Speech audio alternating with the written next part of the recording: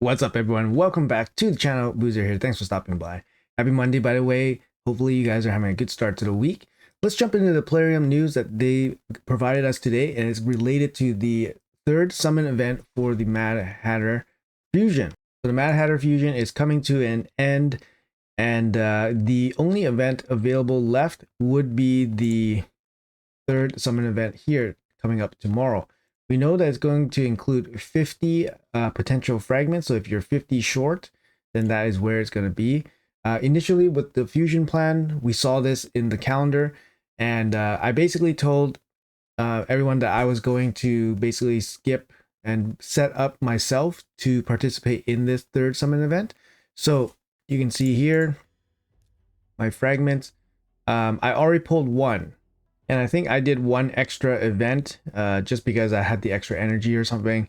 So I'm 25 over. So if I'm at 250, if I get the 50 from the third summon event, then I would have 3 more of these Sabbathas to go with my ones, which means I have 4. And then I'll have enough to fuse the Mad Hatter. Keep in mind that you must fuse him within 3.5 days. Otherwise, it's going to be gone. The other reason to prepare for this third event and to participate in was that it was likely that there's something else attached to this summon rush, perhaps a Titan event or a Hero's Path or something else, because the Mad Hatter fusion is ending. And in the previous fusion where this happened, where there was a third summon event, the last one that I remember was Thor. Thor's third summon event did link up with his Titan event. That meant that the Titan event was for his 5-star soul, was a big multi-week event for his 5-star soul, which was very sought after. So you wanted to kind of participate to get the points. So that's what happened there. And this time, I think it's still not announced that there's any kind of Titan event, but it's still possible, or maybe not. But Plarium did make this third summon event a little bit extra juicier with the notes that they released today. So I'm going to go over them with you right now. So this Tuesday, January 21st, we're planning to launch extra legendary event from Sacred Shards. You've been familiar with mechanics. If you summon a legendary champion from the Sacred Shard during this event, you'll get a different extra one. So it feels like we had one of these not too long ago, but they're putting in another extra legendary event from Sacred Shards. So keep in mind, guys, if you guys pull the legendary, or if you guys are pulling these Sacred Shards, the rates will be the same, normal rates. So you only get 6% chance at the legendary.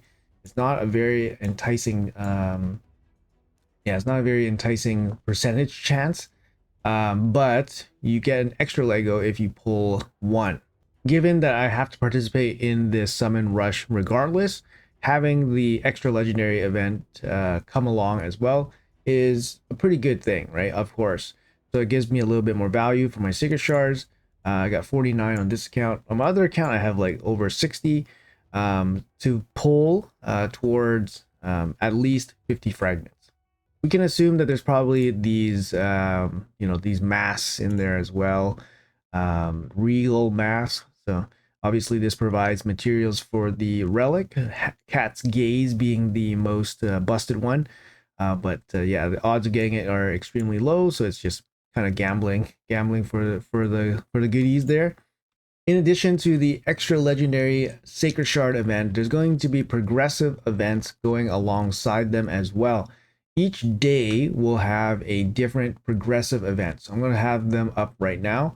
So on day 1, we're going to have a 15x boost on Fina, Blade of Arivia, Elva, Autumnborn, Opardon, Clanfather, Kaja the Rye, Manaya, Cardio, Tremera. So we can go over these champions here one by one.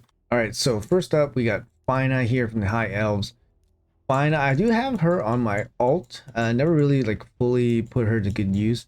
The thing that she does is that she puts a million buffs on one champion, and then she has ways of boosting a turn meter or giving an extra turn. But here we go, extra attack, extra crit rate, crit damage. If you have her with other elves, for example, she can get an extra turn. She can be a cleanser. The buffs can be protected. Here, she can place the block debuff, block damage, counterattack, so 3 more buffs on one champion, and then has the ability to reset their cooldown. So the way I've seen her get played is that She goes into Trunda teams. So obviously, if you have one singular powerhouse champion that's getting all the buffs, getting extra turn, getting turn meter boosted, then Trunda teams make sense. So Fina right now seemingly gets used in that situation only. Haven't really seen her in too many other applications, maybe like a siege team here or there. But that's Fina. She's of course faction unity champion, so a little bit more exclusive. Up next, we have a another really good champion from Sylvan Watcher. Sorry, we got Elva Autumnborn. Elva Autumnborn here. Great base speed, good champion overall. She's kind of like the cleansing version of Sifi. That's what people kind of say. A1 continuous heal. She has a 3-turn cleanse with the block debuff, increased speed. Single target revive with the increased defense, increased attack. 3-turn cooldown. She has this passive that's actually really kind of annoying to deal with because she heals everybody and then she places perfect veil on the lowest HP champion, which is a little bit interesting because the one you try to kill, she protects, and speed and all auras as well. Great champion. Back in the day, she was worth 20 sacred shards. People were paying 20 sacred shards for her guarantee. Yeah, still a great champion, good carry overall. So if you got her, then great. She's really good in Chimera.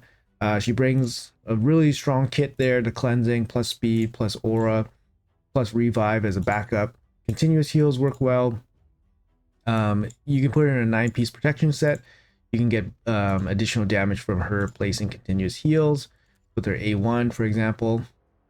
Yeah, good champion overall. All right, next up on the list for day 1, we have Opardin Clanfather. So Clanfather here, really rising up for Chimera. Chimera, the aim of the game is to go fast, get as many turns in as you can against Chimera. Opardin's passive here allows him to boost turn meter every time a continuous heals an ally, fills that ally's turn meter by 10%. So he can boost ally's turn meter just by having continuous heals go off. He places continuous heals, supports your team with continuous heals here, as well as a cleanse. And then he has an AoE here, and then has some continuous heal synergy. His A1 has a little bit of turn meter stuff. Obviously doesn't work for Chimera, but he's risen into relevancy. Previously he was not relevant. Even after his buff, not really super relevant. But yeah, he's a good support champion. Has some turn meter stuff with his continuous heal. Just a good general support. So up next on day 1, we have, I believe, Banner Lords here. Kaja the Rye. Kaja the Rye on day 1. Really good kind of speed booster. Can be your speed lead with the speed aura here. 112 base speed, higher than Arbiter. So Arbiter is 110 base speed. We're seeing a lot of Kaja the Rye right now because of the event dungeon. She's a little bit insane there. But she has a turn meter fill on her A3, and then she has like a soft cleanse as well. 3-turn cooldown. If Timid's on the team, then it's a full cleanse. Also places the block debuff. On 3-turn cooldown, it's pretty standard. Without Timid, it's not as good as some other champions' abilities, because some other champions' abilities have 3-turn cleanse plus block debuffs.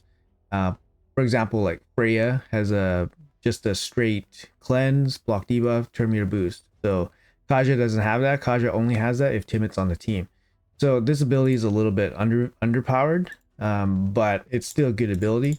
Packaged with a revive, a team full revive here, and an A1 here that does a little bit of a heal. Her passive is okay. A little bit of turn meter reduction decrease effectiveness, but it's not like insane or anything. Overall, she's a decent champion. She can be a carry early on, but she's not like packing anything super crazy. He was also a guarantee at some point, I believe, a deck of fate during the Timid the Fool fusion back in the day. But yeah, she's a decent champion. So going on, we have Manaya here. Interesting why they would put her. She's super outdated. I guess they're going for cleansing, healing type support theme. But we got Manaya here. We got the A1 continuous heal. We got the A2 3-turn cooldown. Heals the champion and the ally with the lowest HP. 75% chance to play the heal reduction and leech on all enemies for 1 turn. Cannot be resisted, blah blah blah. Single target hit, I mean it's not very good. Her A3 is a team heal. 40% is a big heal. So you keep in mind 40% of their base HP is a big heal. 4-turn cooldown, then places block debuffs. If a champion is fully healed by this skill, also places a shield buff on them for 2 turns equal to 25%. I mean, this move could be the big heal, block debuffs, and the shield, and it'll be fine. It doesn't need this condition. It doesn't need this condition here. It doesn't make it like, yeah, it just doesn't need it. Like, just give him the damn shield. Just give him the damn shield. But yeah, on a 4-turn cooldown there, Manaya. Then you have a passive here that fills turn meter of all allies by 20%, heals them by 20% of this champion's max HP when this champion is killed. You know, like, having on death strategy obviously is not going to work super well, and the fact that it's not anything too crazy, like if she died and then your team got block damage plus a heal or something, like that would be pretty cool. Like, that's actual protection. This might not do anything. Like, she can die and then you get a little bit of health, you get a little bit of turn meter. But yeah, she has good base speed, good base stats overall, and then a speed in all auras battle. She can be decent, I mean, if you're really early, but honestly, her kit gets old really fast. So that's going to be Manaya, going to be up for grabs on day 1. As for the Void champions, a little bit interesting choice here. We're sticking with the cleansers, and then we're going to go in with Cardiel first. We got the speed and all auras battle. Great champion, one of the best looking champions in my opinion still with the design. He's bringing the ally attack on a 4-turn cooldown, plus crit rate, plus crit damage. If you kill somebody, then the cooldown of this skill goes down by 1. Really strong ability. Pretty standard now on these team-wide ally attacks abilities, but he still has one of the better ones. 3-turn cleanse here with the block debuffs, and then a revive on death that's protected. So really good 3-turn cleanse with the block debuffs there. A1 team heal. And a passive that kind of synergizes against the Demon Spawn Undead Knight Rev faction. He has a little bit of extra affinity towards those factions, so you can apply True Fear as well. Great champion overall, fits in a lot of areas. Hard carry for a lot of areas too if you get him pretty early. Last but not least, we have Dark Elves here. Tremera. So Tremera used to be total dumpster garbage champion if you pulled her, but she got reworked and she's a lot better now. Let's look over her revamp kit here. Decent base stats, 105 base speed, which is solid. Coming in with the speed in all auras battle, 23%, which is really good. Lysandra has a 24% chance. Fushan has a 24% chance. So this is one of the highest in the game for an all auras speed battle. So really good start. You got an A1 here. AoE has a chance to place decreased speed, which is really good. This is really strong already. So you got and then you also have a chance of placing fear if they have less than 50% turn meter. This is a really strong A1. It's an AoE, like that's a big thing, right? You can use this for Hydra, you can use this for any kind of wave content. So really strong A1. A2 here is a 4-turn AoE attack. The stun after attacking has an 80% chance of decreasing each enemy's turn meter by 30%. So this move is not that strong. If you compare this to like Arman's, for example, Arman's has a AoE stun and then a turn meter steal. So this only reduces turn meter by 30%, whereas Arman's full reduces and steals. So he takes his turn meter and puts it on himself and is on so the ability is not really anywhere close to as good as Arman's, but here it is. They should have made this probably a 3-turn cooldown and it'll be like reasonable, but it's part of her kit. So after that we have the A3. This one actually was greatly improved. So you go from a 5-turn down to a 3-turn with fully books, has a full cleanse with a turn meter boost, also places block debuffs, and then another turn meter fill by 10% for every one of the hard CCs that was removed. And then you have another turn meter fill for each ally by a further 5% for any other debuff removed. So yeah, I mean, this is a really good ability, especially from what it was before. And yeah, definitely very useful. It has the standard 3-turn cleanse with the block debuffs, and then a big turn meter boost potentially coming in here. So also she has a passive, making her again greatly improved, immune to basically all the hard CCs here. Fills this champion's turn meter by 20% whenever an enemy tries to place any of this hard CCs on this champion as well. So great champions. Basically, if she tries to get CC'd, you can come back in with the cleanse, help your team out, and all that stuff. She comes in with the fears, the stuns. If this was a 3-turn, I think, yeah, she would be pretty insane as a control champion, and then just a champion to protect your team with the cleanse. Should be a really, really strong champion. Unfortunately, it would be nice to see her with like a revive, I guess, but that might be asking too much. But honestly, good champion overall. All right, so that's day 1. There's also going to be a second day of events here. Just updated the info on the top, but it's basically another progressive event. So we got a 15x progressive event on day 1, and then on day 2 we have another progressive event. So first thing here, we have the faction unity champion for the Bannerlords, the first faction unity champion ever, Acelin the Stalwart. So obviously this guy's in a pretty stacked faction with Taras Marichka. And yeah, Acelin would definitely enhance those guys' abilities, specifically this A3 here. So he will place block damage on this champion for 2 turns. The buffs can't be removed. He places a lot of protection buffs on your team, ally protection and shield. And this ability happens whenever anybody on your team is revived. It's a really troublesome ability. He really strengthens, for example, like, yeah, a team with Taras Marichka really makes those siege Bannerlord only teams really, really strong. Otherwise, yeah, you don't. When he first came out, you saw him a little bit in like Platinum Arena and stuff like that, but he's definitely like faded out a little bit, mainly because he has to take a turn. He has to take a turn to use this ability. But as a general carry, he's very strong. He's a very strong kit here overall.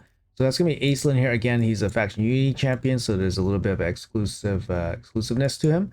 After that, we have our our next champion here. We have Helikath. Past fusion, very, very strong champion still. Places the 4-turn cooldown block damage on your whole team. Really, really strong ability. And then you have the 3-turn big shield here, proportionate to his defense. He has an A1 that applies weaken and hits pretty hard. He can bypass his own abilities with his block damage passive. He's a good champ overall. He's a little bit of a pain in the butt to deal with in live arena if you don't, if you're not aware of what he can do. And yeah, he can hit pretty hard as well. He's packing no feet as always, but the fact that he has no feet is kind of interesting. But yeah, so that's Helikath there. He's a past fusion, very good champion still. Up next, we got the dwarf here, another past fusion. We have Brogni here. One of the hardest fusions at the time. He's not so hard anymore, of course. A lot of the thresholds have went up. A1 HP burn. He's got the A2 here that can grow his shield, and also actually can strip 1 buff off. And then his A3, 3-turn cooldown, block debuff, increase attack, and a shield placed on your whole team. So his A2, this attack actually is quite strong, but it's based off of base attack. So for Brogni, his base attack is really low. So if you want this ability to properly grow your shield significantly, you need to build him with damage. It's not easy to do. So it's kind of one thing there. And then the other thing is that his shield is based off of his HP. So if you want him to have a big shield, you need him with, a big HP. So it's not an easy champion to build. So, and for what use do you want to use him in? What application, right? Do you want him for his shield? Do you want him for his damage? He does bring in A1 HP burn, so he's pretty good against bosses, like even without damage built into his kit. But if you don't build him with damage, this ability won't grow your shield too much. Just something to keep in mind. His passive's also very good. The reflect damage portion of it allows him to deal lots and lots of damage to bosses when he can apply the shield to your whole team. So great champ overall. Still a pretty good carry in a lot of areas, especially like clan boss. Good to start like Hydra with him as well. He brings a lot of buffs. Up next, Knight Revenant. We have Anora again here. Was the past fusion, I believe, last February, so about a year ago. Anora, very strong, part of the duel with King Narses here. Speed in all auras battle, good base stats overall, 111 base speed. Is an A1 here. has a 30% chance of reducing a random ally's cooldown by 2 turns. This is pretty huge. This is a huge A1 if it goes off. Obviously with King Narses, you can do reduction, the big reduction with him. But yeah, really, really strong. A1 gets overlooked a little bit. A2 here has a cleanse with a shield, and a turn meter fill. It's not as crazy as like the void legendaries with the full cleanse, block debuffs, turn meter boost, blah blah blah blah. Not as crazy, right? But it's at least it's above average or average for a non-void legendary. And then she has a really cool revive here, single target. So a 3-turn cooldown, single target revive. Gets a big thing here where the cooldowns are reset on the revive champion. So you can revive your nuker and then get them to attack with the high turn meter. 75% is pretty high. Also has a bit of pushback against the enemy as well, so it's more likely that your guy will get a chance to attack. So pretty good. Has a passive here that basically protects your highest crit damage champion. She takes the debuffs from them, so that your basically your damage dealer can deal some of the damage without being CC'd. Good champ overall. Actually, I use my Anora in arena without Narses, so still a good champ. After that, we have Archbishop Penroy. Penroy here mainly gets used for Hydra. He can be a decent support. He brings some buffs, but his main thing here is AoE block buffs. He has a 3-turn cooldown on the AoE block buffs, usually very sought after debuff for Hydra. Otherwise, not really used too often. His kit otherwise is a little bit meh. A1 potential to steal a random buff. And then he has an A3 here with a 4-turn cooldown, increased defense, and a shield. Not particularly insane champion, but he does bring some support. And of course, the AoE block buffs to your Hydra teams. Moving on to the Void legendaries for this day. We have from the Bannerlords, we have Marichka. I would love a Marichka. She actually handles a lot of things for me that needs to be handled. Speed in all orders battles, 24%. That's like the maximum. Great base stats overall. As a passive here, she's really good against the kind of like the bombs meta, I guess. When she receives a bomb, she places the block damage in her whole team. So it's actually pretty good. She's a little bit of a hard, a little bit of a counter. Just a little counter. A1, one of the best in the game, where she sends in random allies to attack. And then if you have Taras on there, you're just sending in that beast Taras to attack, which is pretty nuts. A2 here, 3-turn cleanse when fully booked. Big heal, big shield to follow with the strengthen. Very annoying. But yeah, the healing on this is big. 40% big heal, shield, and strengthen, and a full cleanse. A3 here on a 4-turn cooldown. Sorry, I apologize. The A2 is not the heal. The A3 is the heal on the 4-turn cooldown. Also a turn meter boost here. And then increases the resistance of all allies by 5%, by 5 for each debuff removed. Grants an extra turn if 5 or more debuffs were removed. Just a great champion, great support champion. If you see her on a team, the team is not out of it until she is fully out of the picture. Again, her last passive here, 3-turn cooldown that I didn't mention, is probably the best thing about her entire kit. Revive all dead allies with 50% HP, and then pretty high turn meter whenever this champion is killed. So playing against her is always tricky because you have to factor this passive into the situation. On a 3-turn cooldown is relatively reasonable as well. You see some cooldowns where it's like 4 turns and it's like individual revive, but this one's revive your whole team on a 3-turn. So you have to be careful with her when she's on a team. One of the best champions, at least one of the best void champions in the game. And then up next we have Imminent Truart. So Imminent Truart here, again a past fusion. Very, very good champion. Part of a, can be fit into a lot of teams. Just reading his kit here, right? You get the decreased cooldown by 1 turn on a 3-turn cooldown, which is really, really quick. And then you have 4-turn cooldown, unkillable, taunt, and shield. And then he places the unkillable on your whole team. So you can make a lot of things with this guy, right? The unkillable can, you can make clan boss teams, Iron Twins teams. You can make you can make like Hydra teams where the taunt was just really, really strong. And then you have the cooldown reduction, which means speed requirements come down. You can play this guy with Trunda in Hydra, for example. And then he has an A1 that just kind of buffs Kind of does nothing nowadays, just a small buff to the shields. Yeah, he's a really, really good champion. You can even play this guy in arena. Just play him super fast, and then he plays like a taunt unkillable on your whole team to protect them. Great champion overall. Personally, I use this guy pretty often as well. Like I said, I use him with my Trunda team. I use him on my other account. He's against Iron Twins, so basically I use this guy every day. All right, so that's all the 15x champions for the next 2 days. So I have it listed in the new list here.